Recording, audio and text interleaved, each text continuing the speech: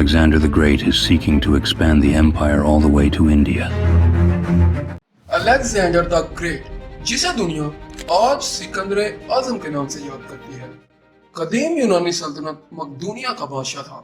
वो 20 साल की उम्र में 336 कबल मसीह में अपने वालिद फिलिप दोम की वफात के बाद तख्त नशीन हुआ और इसने अपने दौरे हुकूमत के ज्यादातर साल मगरबी एशिया, वस्ती एशिया, जनूबी एशिया के कुछ हिस्सों और मिस्र में एक तवील जंगी मुहिम चलाते हुए गुजारे। 30 साल की उम्र तक इसने तारीख की सबसे बड़ी सल्तनतों में से एक बनाई थी, जो यूनान से शमाल मगरबी हिंदुस्तान तक फैली हुई थी। वो जंग में नाकाबिले शिकस्त रहा और इसे वसी पैमाने पर तारीख के सबसे बड़े और कामयाब तरीन फौजी कमांडर्स में से एक समझा जाता है। बाप की मौत के वक्त सिकंदर की उम्र 20 साल थी, लेकिन वो इस लिहाज से खुशकिस्मत था कि इसे किसी मुश्किल के बगैर ही मकदूनिया की हुक्मरानी मिल गई थी, वरना इस जमाने का कायदा तो यही था कि बादशाह का इंतकाल होते ही तख्त के हसूल के लिए लड़ाइयाँ शुरू हो जाती और इस लड़ाई में हर वो शख्स हिस्सा लेता जिसके पास तख्त तक पहुंचने का जरा सा भी मौका होता। सिकंदर एक तो अपने बाप का इकलौता बेटा था, दूसरा इस वक्त मकदूनिया की हुक्मरानी का कोई और ख़ास दावेदार नहीं था। लेकिन एहतियात के तौर पर सिकंदर ने ऐसे तमाम अफराद को कत्ल कर दिया जो किसी भी तरह इसे नुकसान पहुंचा सकते थे। यहाँ तक कि इसने अपने माँ के उकसाने पर अपनी दूध पीती सौतेली बहन को भी कत्ल कर दिया। सिकंदर की एक और खुशकिस्मती ये भी थी कि इसे अरस्तु जैसा उस्ताद मिला था, जो अपने ज़माने का काबिल और ज़हीन तरीन इंसान समझा जाता है। इसके अलावा इसके बाप फिलिप्स ने अपने बेटे की जिस्मानी तरबियत पर भी खुसूसी तवज्जो दी और इसके लिए इसे शाही महल से दूर एक पुरफिजा मुकाम पर भेज दिया ताकि ऐशो इशरत की ज़िंदगी से वो सुस्त ना हो जाए। यहाँ सिकंदर ने जिस्मानी मशकें भी सीखी और घुड़सवारी, नेज़ा और तलवारबाजी में महारत भी हासिल की। साथ ही साथ अरस्तु इसकी ज़हनी तरबियत भी करता रहा। हुक्मरानी के इब्तदाई दिनों में सिकंदर ने एथेंस, यूनान का दारुल खिलाफा समेत कई दीगर पड़ोसी ममालिक को अपने साथ मिलाने की कोशिश की। इसकी वजह यह थी कि अपनी मुहिम पर निकलने से पहले वो न सिर्फ अपनी फौज को मजबूत करना चाहता था, बल्कि इसको ये फिक्र भी थी कि कहीं इसकी गैर मौजूदगी में कोई मकदूनिया पर हमला न कर दे। 2 साल इसी काम में बीत गए।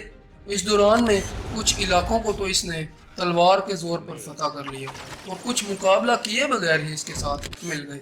शुमाल और मगरिब की तरफ से किसी हद तक मुतमईन हो जाने के बाद सिकंदर ने मशरक की जानिब नजर डाली तो इसे ईरान की वसी और अरीज सल्तनत दिखाई दी। बहिरा रोम से हिंदुस्तान तक फैली इस सल्तनत का रकबा लाखों मील था। इसमें दरिया भी थे, पहाड़ भी, सहरा भी थे और झीलें भी। गर्ज यहाँ वो सब कुछ मौजूद था जो किसी भी इलाके को खुशहाल बनाने के लिए ज़रूरी है। यही वजह थी कि ईरानी सल्तनत पूरी नहीं तो आधी दुनिया की हैसियत ज़रूर रखती थी। यहाँ तकरीबन हर रंग, हर नस्ल के लोग आबाद थे। ईरानी सल्तनत पर हमले की एक बड़ी वजह यह भी थी कि ईरानी शहनशाह दारा ने सिकंदर के मुखालफिन की खुफिया तरीके से मदद भी शुरू कर दी थी। दरअसल ईरानी फौज में एक बड़ी तादाद ऐसे यूनानियों की थी जो शुरू ही से अपने पड़ोसी मुल्क मकदूनिया के खिलाफ रहे थे। इन्हीं के उकसाने पर दारा ने यह कदम उठाया था। 334 कबल मसीह में सिकंदर 35,000 फौज के साथ मकदूनिया से निकला। इस फौज में 30,000 सवार और 5,000 पैदल थे। सिकंदर की पैदल फौज की मशहूर तरीन चीज मकदूनवी जत्था था। यह 256 फौजियों का मुरब्बा शक्ल दस्ता था, यानी हर कितार में 16 सिपाही थे और इन कितारों की तादाद भी 16 ही थी।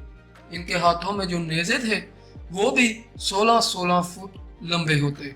यूं चलते हुए जब पहले 5 कितारों के सिपाही अपने नेज़े आगे की तरफ बढ़ाते तो इनकी नोकें पहली कितार से भी आगे निकल जाती। मशरिक की तरफ चलते हुए दरियाए गिरानी कोस पर सिकंदर का सामना एक कदरे छोटे ईरानी लश्कर से हुआ। इस लश्कर में 20,000 सवार और 20,000 ही पैदल सिपाही थे। प्यादों में ज्यादातर यूनानी नस्ल के लोग थे। लश्कर की कमान दारा के करीबी लोगों के पास थी। इनमें इसका दामाद सिपिथरा व तीस भी शामिल था। सिकंदर की फौज का पता चलते ही ईरानियों ने जो सबसे पहले काम किया वो दरिया के ढलवान किनारे पर कब्जा करना था, ताकि दुश्मन की फौज को पेश कदमी करने से रोका जा सके। लेकिन इस बात पर सिकंदर जरा ना घबराया। उसे मालूम था कि इसकी फौज का एक एक सिपाही दिलो जान से इसके साथ है। इसने इन्हें हुक्म दिया कि वो दुश्मन के तीरों की परवाह किए बगैर दरिया पार कर ले। बस एक मर्तबा दूसरे किनारे पहुंच गए, फिर इनका दुश्मन पर काबू पाना मुश्किल नहीं होगा। सिकंदर को अच्छी तरह मालूम था कि एशियाई लोग जहां घुड़सवारी में माहिर हैं, वहां पैदल लड़ाई में खासे कमजोर हैं। मजीद यह कि इसके सिपाहियों के पास ईरानियों के मुकाबले में बेहतर असला है। वो सर से पांव तक ज़रा में ढके हुए हैं और इनके नेज़े हल्के और लंबे थे। सिकंदर की फौज का जत्था दरमियान में था, जबकि दाएं और बाएं तरफ सवार थे। दाएं तरफ के सवारों की क़ियादत वो खुद कर रहा था। पहले पहल तो वो आहिस्ता आहिस्ता आगे बढ़ा, लेकिन दरिया के करीब पहुंचकर इसने अपनी रफ्तार तेज कर दी, यहाँ तक कि कुछ ही देर में इसकी फौज दरिया पार करके दुश्मन के ऐन मुकाबिल खड़ी हो गई। घमसान की जंग शुरू हो चुकी थी। ऊंचाई पर होने की वजह से ईरानियों का पल्ला भारी रहा, लेकिन बाजी जल्द ही पलट गई। मखदूनवी फौज ने जब खुद अपने सिपा सलार को दुश्मन की सफों में घुसते देखा तो इनकी हिम्मत और बंध गई और उन्होंने ईरानियों पर कारी ज़रबे लगाना शुरू कर दी। सिकंदर चमकदार ज़रा पहने, सर पर मखदूनवी कलगी सजाए एक शान से आगे बढ़ा और सीधा इस जगह पर पहुंच गया जहां ईरानी सिपा सलार जमा थे। वो इस कदर बहादुरी से लड़ा कि इनकी आन में ईरानी सिपा सलारों की लाशें गिरने लगी। सिकंदर के बाजुओं की कुव्वत का अंदाजा इस बात से लगाया जा सकता है कि लड़ते लड़ते इसके नेज़े के कई टुकड़े हो गए। तब इसने अपने साइस घोड़े की निगरानी करने के लिए रखा गया मुलाजिम का नेज़ा अपने हाथ में ले लिया और लड़ते लड़ते उसे भी तोड़ डाला। तब इसके पास सिपा सलार दिमारतवस ने अपना नेज़ा इसके हाथ में दे दिया और इस नेज़े के एक ही वार से इसने दारा के दामाद पिथरावतीस का काम तमाम कर दिया। जंग जिस तरह अचानक शुरू हुई थी, इसी तरह अचानक खत्म भी हो गई। कई ईरानी जर्नैल मैदान छोड़कर भाग निकले। इनके 1000 घुड़सवार मारे गए। बाकियों ने भी भागने ही में आफियत समझी। ईरानी सिपा सलारों की बदहवासी का ये आलम था कि इन हजारों पैदल सिपाहियों का इस्तेमाल करना बिल्कुल भूल ही गए, जो यूनानी नस्ल के थे और ईरानी फौज में उजरत पर भर्ती हुए थे। ये जंग के पूरे अरसे के दौरान एक जानिब खामोशी से खड़े रहे और आखिर में मकदूनियों ने इनमें से 2000 को तो गिरफ्तार कर लिया, बाकियों को मौत के घाट उतार दिया। दूसरी तरफ मकदूनियों का नुकसान बहुत कम था। इनके 60 सवार और 30 प्यादे मारे गए। अलबत्ता इन मरने वालों में ऐसे भी थे जो सिकंदर के खास आदमी कहे जा सकते हैं। ईरानी कोस की फतह के बाद सिकंदर का सामना शाम का शहर अस्वस के मुकाम पर एक बहुत बड़े ईरानी लश्कर से हुआ। इस लश्कर की क़ियादत खुद दारा कर रहा था और इसमें तकरीबन 1 लाख सिपाही थे। लेकिन यहाँ भी हिम्मत हारने की बजाय सिकंदर ने आला जंगी हिकमत अमली अपनाई और जल्द ही दुश्मन के पैर उखाड़ दिए। एक दफा फिर कई ईरानी जर्नैल मैदान छोड़कर भाग गए। दारा ने तो भागते हुए ये भी परवाह न की कि इसके खेमे में इसकी माँ और बीवी बच्चे मौजूद हैं। इस जंग में भी ईरानियों का भारी नुकसान हुआ, जबकि मकदूनियों का नुकसान नहायत कम था। सिकंदर ने दुश्मन की एक बहुत बड़ी तादाद को कैदी बना लिया, लेकिन दारा के बीवी बच्चों के साथ इसने नहायत उम्दा और अच्छा सलूक किया। अब सिकंदर का अगला हदफ मिस्र था, लेकिन इसके रास्ते में चंद एक ऐसे इलाके थे जो इससे मुकाबला करने पर तैयार थे। इनमें पहला सोर शहर था। सोर वालों को जब पता चला कि सिकंदर इनकी तरफ बढ़ रहा है तो वो अपने कले में महसूर हो गए। सोर एक जजीरा नुमा शहर था, यानी इसके चारों अतराफ में पानी था। ये देखते हुए सिकंदर ने फौरन एक बहुत बड़ा बहरी बेड़ा तैयार करने का हुक्म दिया और इसके बाद किले पर हल्ला बोल दिया गया। चंद ही दिनों में ये अहम शहर भी फतह हो गया था। सौर के मुहासरे के दौरान में सिकंदर को दारा का पैगाम मिला, जिसमें इसने लिखा था कि वो इसके बीवी बच्चों को छोड़ दे। इसके बदले इसे आधी ईरानी सल्तनत दे दी जाएगी। یہ پیغام سن کر سکندر کا خاص آدمی پارمینیو کہنے لگا کہ اگر میں سکندر ہوتا تو یہ پیشکش قبول کر لیتا۔ اس پر سکندر بہت خفا ہوا۔ وہ کہنے لگا اگر سکندر پارمینیو ہوتا تو وہ بھی ایسا ہی کرتا۔ اس نے دارا کی یہ پیشکش مسترد کر دی اور پیغام بھیجوایا کہ اس کے علاوہ کوئی اور پیشکش ہے تو دارا خود آ کر بات کرے۔ سور کے بعد غزہ شہر کی باری آئی۔ اس کی فتح کے بعد سکندر مصر میں داخل ہوا اور توقع کے برخلاف یہاں کے حکمران نے بغیر کسی فوجی کارروائی کے سکندر کے آگے ہتھیار ڈال دیے۔ یہاں کچھ عرصہ قیام کے بعد وہ دریائے نیل کے راستے سمندر کی طرف بڑھا اور ایک مناسب جگہ پر پڑاؤ ڈالا اور ایک نئے شہر کی بنیاد رکھی۔ اس قدیم شہر کا نام اسکندریہ ہے اور یہ آج بھی مصر کے اہم ترین شہروں میں شمار کیا جاتا ہے۔ 331 قبل مسیح میں سکندر نے پھر مشرق کی طرف پیش قدمی کی۔ اس نے سب سے پہلے عراق کا مشہور دریا فرات عبور کیا اور قدیم شہر نینوا کے قریب گوگا میلا کے مقام پر اس کا سامنا شہنشاہ ایران کی عظیم الشان فوج سے ہوا۔ اپنے سے 20 گنا بڑی فوج دیکھ کر بھی سکندر گھبرایا نہیں، بلکہ اس کے ذہن نے فوراً لڑائی کا ایک شاندار منصوبہ بنا لیا۔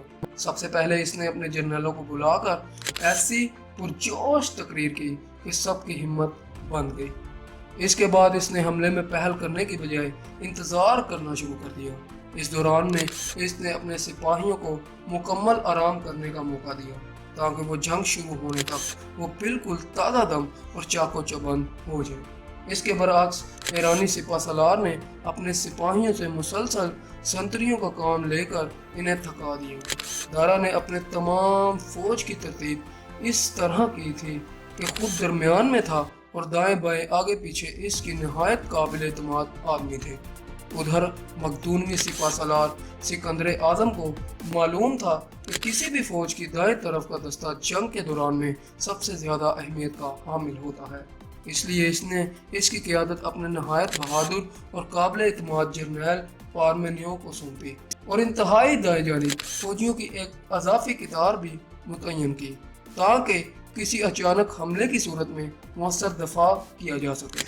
لڑائی شروع ہوئی تو دونوں فریقوں کو اپنی فوج کا یقین تھا۔ سکندر کے پاس نہ صرف اچھا ذہن تھا بلکہ اس کے پاس اچھے ہتھیار بھی تھے۔ وہ پہلے بھی ایرانیوں پر فتح حاصل کر چکا تھا۔ یہی باتیں اس کے اعتماد کا باعث تھی۔ دوسری جانب دارا کو تعداد کی برتری کی وجہ سے فتح کی امید تھی۔ لڑائی کا آغاز دارا ہی کی طرف سے ہوا اور اس نے سب سے پہلے اپنے رتھ روانہ کیے۔ اسے پورا یقین تھا کہ یہ دشمن کی فوج میں خلبلی مچا دیں گے، لیکن جب اس نے دیکھا کہ مقدونوی سپاہی بڑی مہارت سے اپنا دفاع کر رہے ہیں تو اس نے پیادوں کو وار کرنے کا حکم دیا۔ یہی اس کی سب سے بڑی غلطی تھی اور اس کی توقع سکندر کر رہا تھا۔ پیادوں کو اس وقت استعمال کیا جاتا ہے جب لڑائی آخر مراحل میں ہو اور دشمن پر آخری وار کرنا ہو۔ پھر کیا تھا، پیادوں کی حرکت میں آتے ہی ایرانی فوج کی ترتیب بالکل ہی ختم ہو گئی اور ان کی صفوں میں خلا آ گیا۔ یہ دیکھتے ہی سکندر نے اپنے نیزہ برداروں اور مقدونوی جتھوں کو حملے کا حکم دیا۔ اس حملے کی خاص بات یہ تھی کہ اس کی قیادت خود سکندر کر رہا تھا۔ دارا نے جب ایک کے بعد ایک آدمی کو گرتے دیکھا تو وہ ہمت ہار بیٹھا اور میدان سے بھاگ نکلا۔ سکندر نے جب دیکھا کہ اس کے سپاہیوں نے میدان مار لیا ہے تو وہ دارا کے تعاقب میں نکلا تاکہ بار بار کے مارکوں کی بجائے ایک ہی دفعہ اس کا کام تمام کر دے، لیکن وہ اس کے ہاتھ نہ آیا۔ کہا جاتا ہے کہ بعد میں بعض ایرانی جرنیلوں نے خود ہی مل کر اسے قتل کر دیا۔ سکندر جب اس جگہ پہنچا تو اسے دارا کی لاش وہیں ملی اور حکم دیا کہ اسے تمام شاہی اعزازات کے ساتھ دفنایا جائے۔ ان پے در پے کامیابیوں کے بعد حالات میں بہت سی تبدیلیاں آ چکی تھیں۔ سکندر کی فوج اب وہ نہیں رہی تھی جو مقدونیہ سے روانگی کے وقت تھی۔ اس کی قوت میں بے پناہ اضافہ ہو چکا تھا۔ اس نے ایرانی سلطنت کے ایک بہت بڑے حصے پر قبضہ کر لیا تھا اور وہاں کے لوگوں نے بھی اس کی اطاعت قبول کر لی تھی۔ ایران کی فتح کے بعد بہت سے لوگوں نے سکندر کو مشورہ دیا کہ اب اس نے بہت سی فتوحات حاصل کر لی ہیں، اب وہ واپسی کی راہ لے، لیکن اس پر تو دنیا کی فتح کا بھوت سوار تھا۔ اس نے کہا کہ وہ اس وقت تک واپس نہیں جائے گا جب تک ہندوستان کو فتح نہیں کر لیتا۔ یہ 327 قبل مسیح کی بات ہے جب اس نے ہندوستان کی طرف پیش قدمی شروع کی۔